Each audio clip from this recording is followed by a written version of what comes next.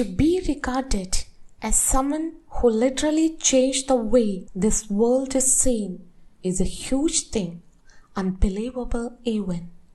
But not for Stephen Hawking, the man who defied all odds and showed that even the impossible can be achieved if you are willing to put your heart in it.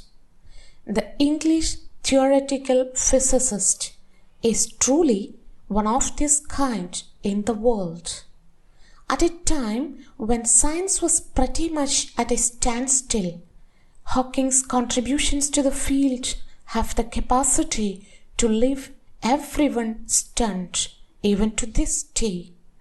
He is one of the only few scientists to receive so much success on a commercial level that he has become a popular culture icon. His theories about the universe have earned him several weeks on bestseller lists for his books and have established him as one of the greatest minds of all time. His courage, brilliance, and humor inspired everyone who had the pleasure of knowing him. As a human being, he has been an inspiration to the world, to his colleagues, and people with disabilities everywhere. He lived a life many people would want to give up on, but Hawking, even on his darkest days, chose to move ahead instead of looking back. His willpower allowed him to cross mountains that many can't even cross with perfect health. His strength is the only reason why he will be remembered as the man who conquered high universe with his mind, never even moving a single muscle. Hats off to the great contributions and achievements by the great man Stephen Hawking. Welcome, my dear friends. Today, let's go through the profile of Stephen Hawking. In the Cockcroft Lecture Room on 29th April 1980, scientists and university dignitaries gathered in steep tiers of seats, facing a two-story wall of chalkboard and slide screen. The occasion was an inaugural lecture given by the 38-year-old mathematician and physicist Stephen Hawking.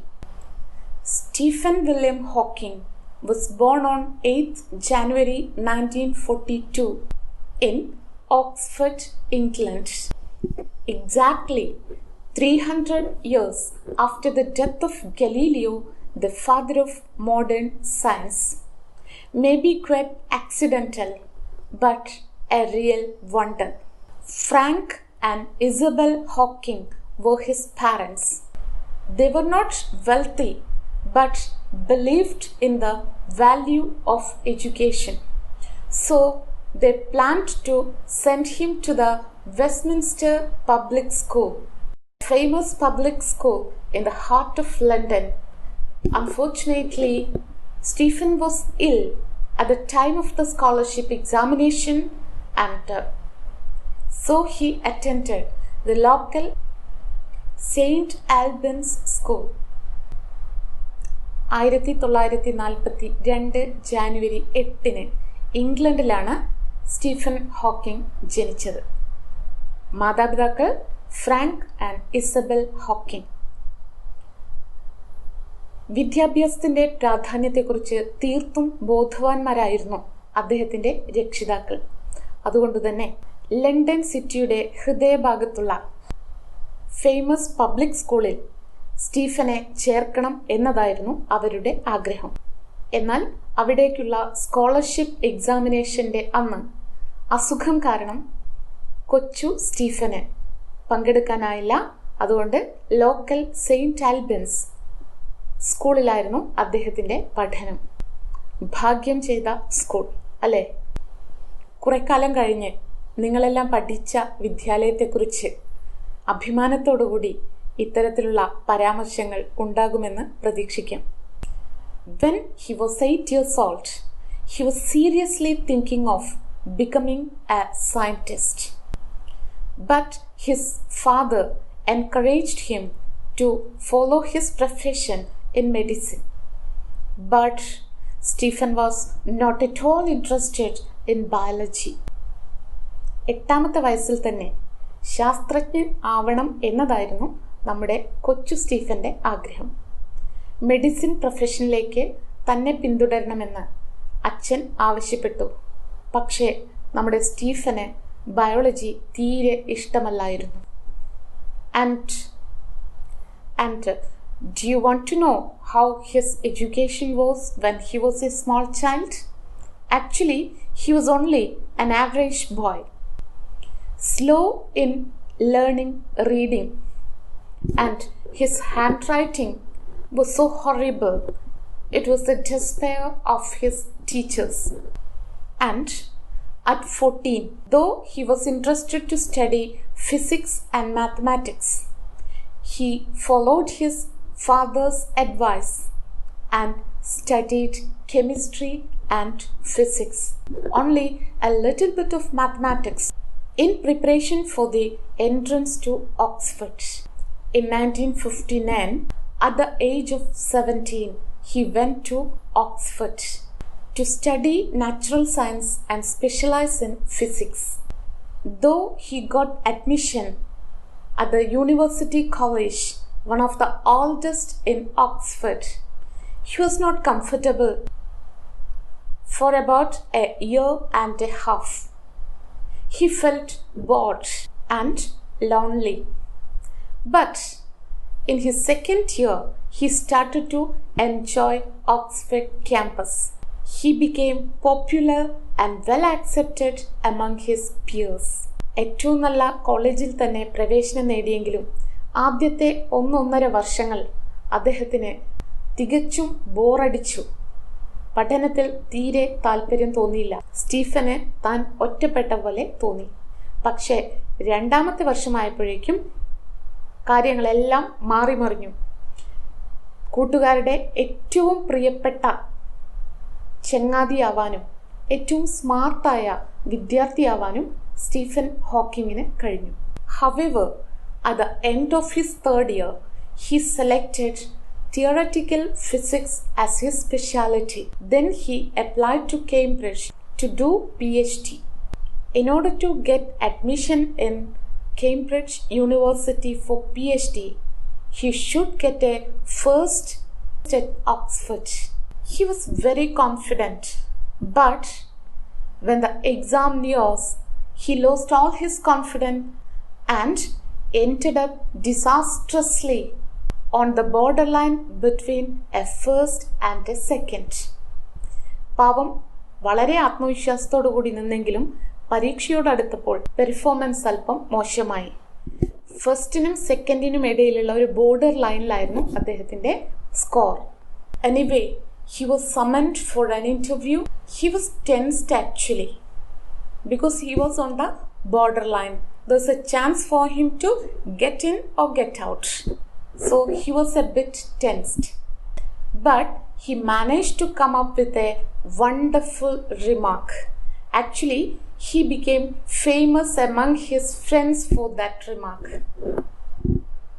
Do you know what was that wonderful remark he made in front of the interview board?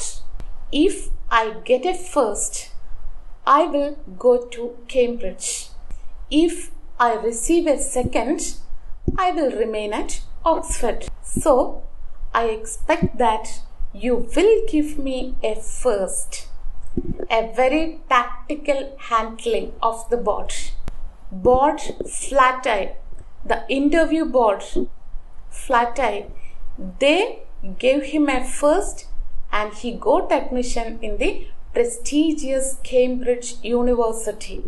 The first year at the university was very tough because he learned very little mathematics at Oxford, and here he is doing research in theoretical physics, so he had to struggle too much. While facing these type of academic challenges, the poor Stephen suffered some physical challenges also. Actually, he had faced some physical issues during his third year at Oxford. While he was struggling with his academic challenges, he had trouble in tying shoes and sometimes he had difficulty in talking.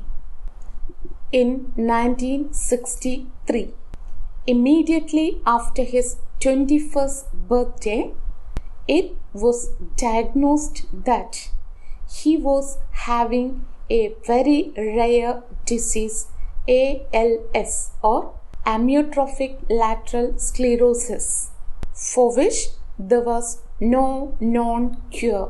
ചികിത്സ കണ്ടുപിടിച്ചിട്ട് പോലുമില്ലാത്ത ഒരസുഖമാണ് തന്നെ ബാധിച്ചതെന്ന് ഏറ്റവും robust ഇയേഴ്സിൽ മനസ്സിലാക്കിയ Stephen ആകെ തകർന്നുപോയി. At first he went into severe depression, but later he realized that there were a lot of worthwhile things to do. He had some dreams to sacrifice his life to save others, and he thought, anyway I'm going to die, so I want to do something good for the society. His doctors informed him that he had only 2 more years to die. But we know that he died only on 14th March 2018. 2 വർഷമാണ് doctors അദ്ദേഹത്തിന് പറഞ്ഞിട്ടുണ്ടായിരുന്നത്. എന്നാൽ എല്ലാവരെയും അത്ഭുതപ്പെടുത്തിക്കൊണ്ട് വീണ്ടും 55 വർഷം ശാസ്ത്ര ലോകത്തിന് ഒരുപാട് നേട്ടമുണ്ടാക്കിക്കൊണ്ട് സ്റ്റീഫൻ ഹോക്കിംഗ് നമ്മോടൊപ്പമുണ്ടായി. His courage, brilliance and willpower helped him to create history in the field of theoretical physics. He has overcome his crippling disease to become the supernova of world physics. അത്ഭുതം തോന്നുന്നില്ലേ? സാധാരണക്കാരനായ ഒരു വിദ്യാർത്ഥി 8 വയസ്സിൽ തന്നെ ശാസ്ത്രജ്ഞനാവണമെന്ന് ആഗ്രഹിക്കുക,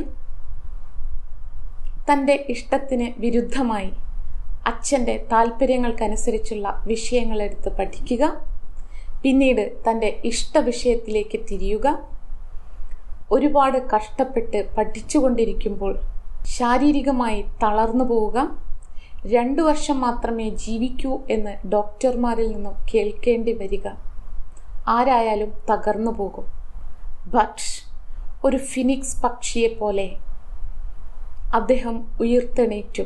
ശരീരം മുഴുവനും തളർന്നെങ്കിലും അദ്ദേഹത്തിൻ്റെ ചിന്തകളെ മരവിപ്പോ മുരടിപ്പോ ബാധിച്ചില്ല. അതിൻ്റെ ഒരു തെളിവാണ് ശാസ്ത്ര ലോകത്തിന് തന്നെ അത്ഭുതമായ അദ്ദേഹത്തിൻ്റെ ഒട്ടനവധി കണ്ടുപിടുത്തങ്ങൾ.